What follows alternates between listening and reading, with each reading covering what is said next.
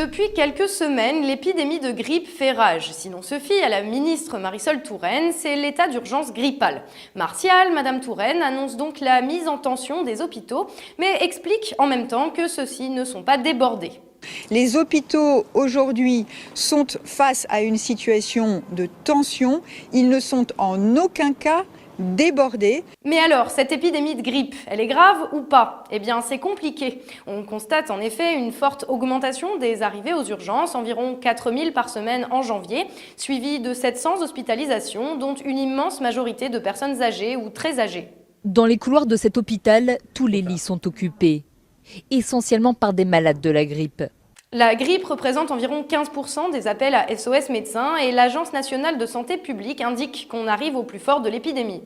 Ce qui est moins certain, c'est de savoir si le discours anxiogène de la ministre est bien nécessaire. La plupart des médias reprennent le chiffre de 18 000 décès pour l'épidémie de 2015, alors que l'estimation raisonnable retenue par les autorités sanitaires est d'environ 9 000. Et même alors, le mode de calcul ne permet pas de distinguer la grippe des autres maladies hivernales dans les statistiques. Dès lors, on peut se demander si les discours alarmistes ne sont pas, pour la ministre, un moyen de masquer ses propres responsabilités quant à une saturation des hôpitaux, pour le coup bien réelle, que nous avons déjà évoquée ici. Le taux de patients qui sont hospitalisés à cause de la grippe, il est faible. Le problème, c'est qu'en même temps, les gens continuent à avoir des infarctus du myocarde, continuent à avoir des accidents vasculaires cérébraux, continuent à se casser la jambe, et qu'on a le petit plus. Et c'est tout le problème, c'est que cette goutte fait déborder le vase. On est en permanence sur le fil du rasoir. Ce qu'il faut comprendre, c'est que là, on met les caméras sur les patients qui attendent dans les couloirs, mais dans la plupart des hôpitaux, des patients qui attendent sur un brancard, il y en a peut-être pas 10, il y en a peut-être pas 20 comme c'est le cas aujourd'hui, mais il y en a quasiment tous les jours. Car si les politiques ne cessent depuis des années de supprimer des postes et des lits dans les hôpitaux, dégradant ainsi notre système de santé, c'est bien le système de financement des 10 hôpitaux qui est au cœur du problème. Un système qui alloue des financements en fonction de l'activité, incitant donc les directions à rechercher la rentabilité en privilégiant certains soins et à surcharger les médecins, infirmières, internes ou aides-soignants. Nous contactons l'un des médecins du service urologie de l'hôpital de Limoges. Effectivement, il y a une pression qui s'est exercée sur l'activité de l'hôpital du fait de la tarification à l'activité. On a tout à fait conscience maintenant qu'on travaille non plus au service du malade, mais au service de l'administration et pour rentabiliser l'hôpital. Pour un hôpital, il s'agit alors de faire le plus d'actes possible avec le moins de personnel possible. Je ne peux pas vous dire non, elle savait qu'il y a des gens qui peuvent être opérés alors qu'ils pourraient très bien ne pas l'avoir été. C'est indéniable. Cette logique caricature de ce qui se fait dans le secteur privé provoque un fonctionnement à flux tendu des hôpitaux. Le nombre de lits disponibles varie selon les congés et de plus en plus selon les arrêts maladie et les accidents de travail des soignants afin de ne pas embaucher de remplaçants. Et dès qu'un pic d'activité survient du fait d'un gros accident local ou d'une épidémie pourtant connue comme la grippe, il faut sortir des moyens exceptionnels, appeler des extras et mettre le personnel encore plus sous pression. Le médecin des urgences passe beaucoup de temps au téléphone pour chercher des lits. Pour chercher des lits pour ses patients. Et or, le temps qu'il consacre à chercher un lit pour le patient, c'est du temps qu'il ne consacre pas à un autre patient. Et là, on est dans une espèce de spirale infernale parce qu'on consacre encore plus de temps à chercher des lits en ce moment, alors qu'on a encore plus besoin d'être auprès des patients. Donc c'est un cercle vicieux. Résultat de cette politique, les hôpitaux peinent de plus en plus à soigner correctement leurs patients. En Grande-Bretagne, où cette politique comptable a fait bien plus de ravages qu'en France, les hôpitaux publics ont dû demander de l'aide à la Croix-Rouge pour gérer l'afflux de patients. Au Royaume-Uni, indépendamment de la grippe, la situation des hôpitaux est alarmante. Une vingtaine se sont déclarés en état d'alerte maximale tant ils sont débordés. La grippe n'y est pourtant pas pire qu'en France, mais la situation des hôpitaux bien plus dégradée. Quand le système de soins a de la fièvre, c'est tout le pays qui frissonne. Le parquet de Lille a ouvert une enquête préliminaire suite à la plainte déposée par une caissière d'Auchan contre l'enseigne pour non-assistance à personne en danger. En novembre dernier, alors qu'elle travaillait au Auchan City de Tourcoing, elle avait été victime d'une hémorragie massive assise derrière sa caisse. Elle avait alors demandé à plusieurs reprises de pouvoir prendre une pause toilette, mais en vain. Hospitalisée, elle a finalement été victime d'une fausse couche. Mais est-ce que vous vous rendez compte à quel point on infantilise les gens en leur disant « tu ne te lèveras pas, tu n'as pas le droit de te lever », mais on est où ? On est où quand une femme, elle est en train de faire une fausse couche, elle sait elle-même qu'il faut qu'elle s'en aille parce qu'elle a mal, et on lui dit « non, c'est la règle, tu n'as pas le droit ». Suite à ce drame, sa hiérarchie a réagi en lui reprochant d'avoir, le jour de l'accident, quitté son poste avant l'heure.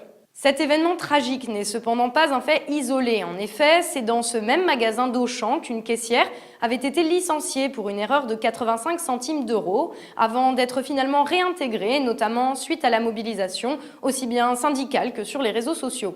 Mais s'attaquer à Auchan quand on est une simple caissière paraît bien difficile, car derrière l'enseigne Auchan se trouve la richissime famille Mullier, l'une des plus grandes fortunes de France. Les Mullier, c'est un peu l'exemple caricatural d'une véritable dynastie de 600 actionnaires, plus ou moins cousins, réunis dans l'association familiale Mullier. Voici les 600 actionnaires de Decathlon, Leroy Merlin, Auchan et les autres. En pleine préparation pour la photo de famille. Nous comptons au moins 6 milliardaires et pas mal de millionnaires. Vous avez devant vous la plus grosse fortune familiale de France, 38 milliards d'euros. Si Auchan est l'entreprise phare des Mullier, cet empire familial comprend aussi Decathlon, Leroy Merlin, Cultura, Saint-Maclou, Kiabi, Jules, Flunch, Boulanger et bien d'autres. En fait, selon l'endroit où l'on habite, il peut s'avérer assez difficile de faire ses courses sans entrer dans un magasin de cette famille.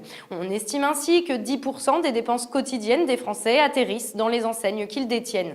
Les entreprises de la galaxie Mullier emploient 500 000 salariés dans le monde et représentent un chiffre d'affaires total de 80 milliards d'euros par an, dont les 2/3 réalisés par Auchan.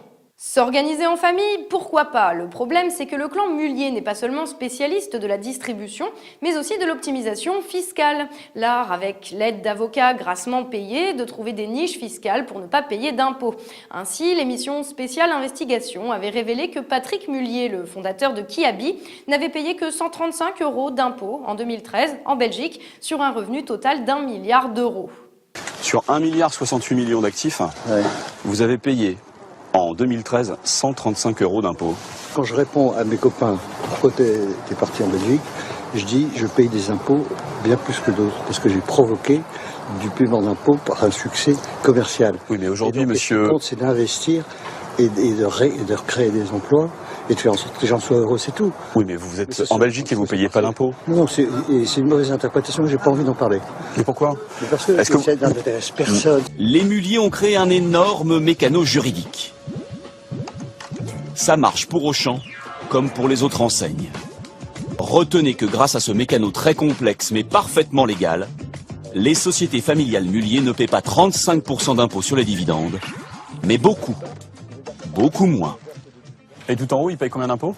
1%. Donc on est sur 1% d'imposition globale du système.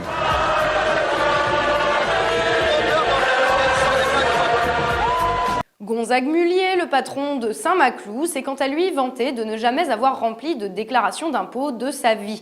Le fondateur de Saint-Maclou vit à Néchin, en Belgique, où il ne paye pas d'impôt sur la fortune. Ici, nous sommes en Belgique et vous payez quasiment pas d'impôts. Écoutez, moi, j'ai jamais été de ma vie un grand fiscaliste. Ça va faire jaser, mais tant pis. J'ai jamais fait une déclaration d'impôt de ma vie. Je suis incapable de le faire. Parce que ça m'énerve, il y a 40 lignes à remplir, il faut aller chercher tel document ailleurs. Donc j'ai un peu de misère à répondre à votre question. Fonctionner en vase clos pour protéger leurs intérêts est la ligne directrice que suivent avec constance les Mullier, au point de se croire tout permis.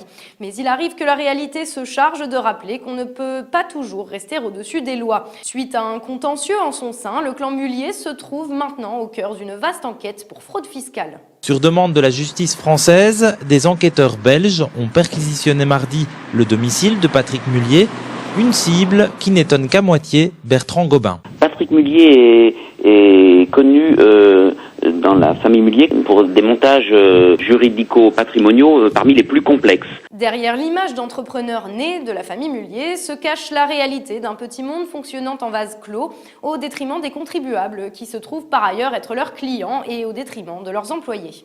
Un fonctionnement inacceptable auquel il serait peut-être temps pour les politiques comme pour la justice de s'attaquer en profondeur. Et tout de suite, notre séquence, le reste de l'actualité en 1 minute 38 à peu près. Selon un rapport sur les inégalités publié par l'ONG Oxfam, la fortune des 8 milliardaires les plus riches équivaut à celle de la moitié des habitants de la planète, soit 3,6 milliards de personnes. Une réalité difficile à appréhender tant la disproportion est énorme. L'ONG conclut son rapport par ces mots: il est temps de mettre l'économie au service des 99%, pas mieux. Plus de 50 des salariés ayant quitté iTélé lancent en commun leurs médias sur les réseaux sociaux. Explicite, on s'en souvient, le conflit de la rédaction avec leur actionnaire Vincent Bolloré avait conduit à une grève de plus d'un mois, inédite en France dans la presse, signe parmi d'autres d'un malaise grandissant dans un secteur désormais sous la coupe presque exclusive d'une poignée d'oligarques. On leur souhaite bonne chance dans cette aventure collective et d'avoir toujours à cœur leur indépendance éditoriale et financière.